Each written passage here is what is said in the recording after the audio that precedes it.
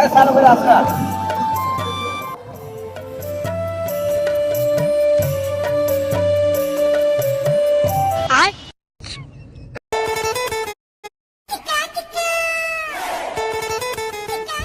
আলাইকুম নেতা।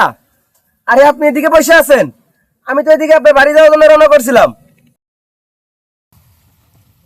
এই 90 কাম ভালো রাম, তোমার লাগে বাড়িতে বসে শান্তি আছে? দেখছো আমার বড় সুন্দর, কালি আমার বাড়ি যাও। সামনে নির্বাচন, নমিনেশন কি তোর মুখটা দেখে দিয়াম? না ভাই, এই জন্য তো আপনার লাগে বিস্কুটের প্যাকেট লই আইছি। যে ভাই আনছো এবার এখন কুত্তা হোক না, এই কারণে তো আনছি, আপনি তো আর করতা না। টিয়া পয়সা রেডি করতেছস তো? কে রে ভাই? নির্বাচন যে করবা, নমিনেশন কিনন লাগতো না? নমিনেশন আর কয়টিয়া দাম, সমস্যা নাই। আগের দিন বাদ দেও, এদিনে ওর নাই, 10 লাখের কম হইতো না। 10 লাখ? 10 লাখ কিনলে তো সাইডে গরুই কিনতে পারি। যাও বাল কিনো গা, কিনে রাখালো গা। নমিনেশন কিনলে নেতা হইবা, কোটি কোটি কামাইবা, আর এসি রুমও ঘুমাইবা। এটা আমিও জানি। এই কোটি কোটি টাকা কামাইয়া কি লাভ? এক সময় বাড়ি গাড়ি ফালাইয়া যাইতো এই সুরের মতো ফলাইয়া। নইলে তোমার নির্বাচন লাগতো না, যাও গরুর লাগে ঘাস কাটো গা গিয়া। আরে বেটা, ফলানোর আগে বিদেশে বাড়ি গাড়ি করে লাইবি। হ ভাই, ঠিকই কইছেন। এই দেশে 6 মাসের শিশুরাও আউট ইনকামের চিন্তা করে, আর আপনার মতো সুরের কথা তো বাদ দিয়ে দিলাম। তুই বেটা, তুই শুধু উলা কিতা বুঝবে? এত ক্ষমতা থাকলে বই কো এটা দেও হেটা দেও, বিদেশ বাড়ি ওইটা দেও, আর নাইলে বাইরে বাড়ি যাইবার বই দেখা। যা আজে বাজে ফেসাল না ভাইরা, মাঠ পর্যায়ে কাজ করগা গিয়া বুড়ার লাগিয়া। হ ভাই, ঠিকই কইছেন।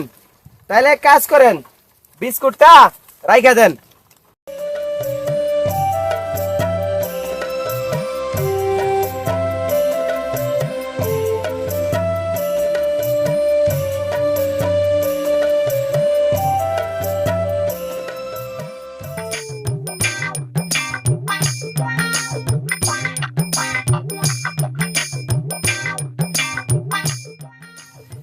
এদিকে আসেন ভাই, এদিকে আসেন, এদিকে আসেন।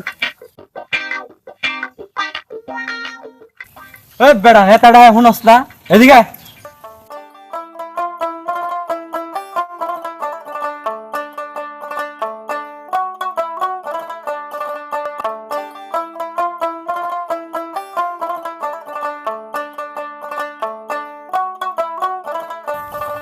আসসালামু আলাইকুম ভাই।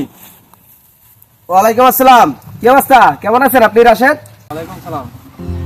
छोटा सा मेरा जहां है खुदा। ভাই ভালো আছেন?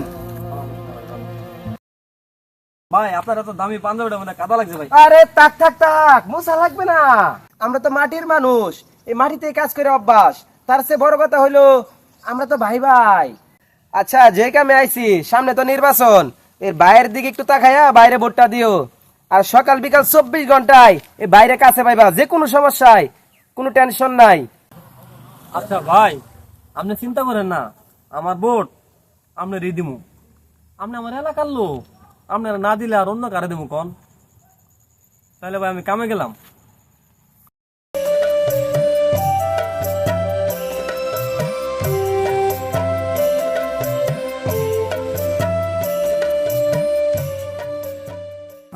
নির্বাচনে পাশ করলে আপনি তো ঢাকা চলে যাইবেন, জনগণ তো আপনারা খুঁজে পাইব না, 6 মাসে একবার আইবেন।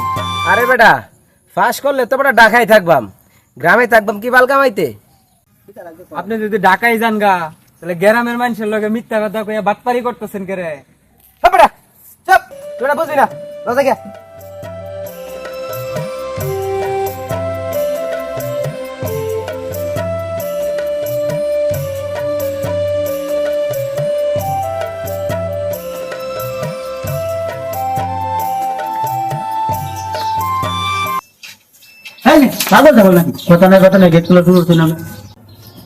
আসসালামু আলাইকুম ভাই।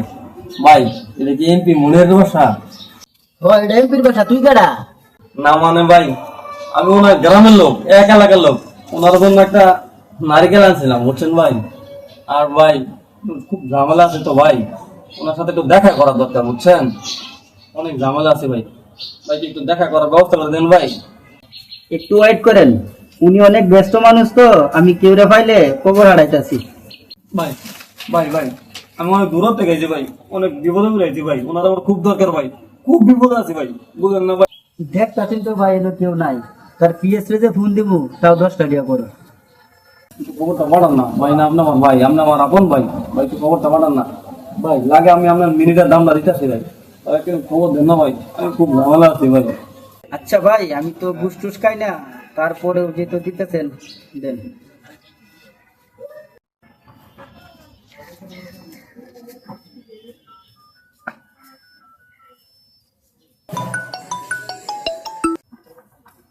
আসসালামু আলাইকুম ভাই।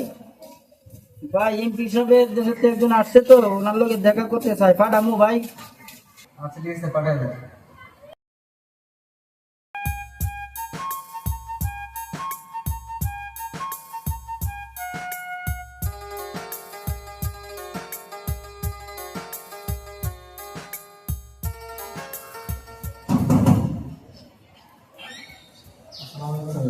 আপনি সেই লোক না? আপনি দাঁড়ান, আর ব্যস্ত আছে তো, একটু পরে কথা বলবো।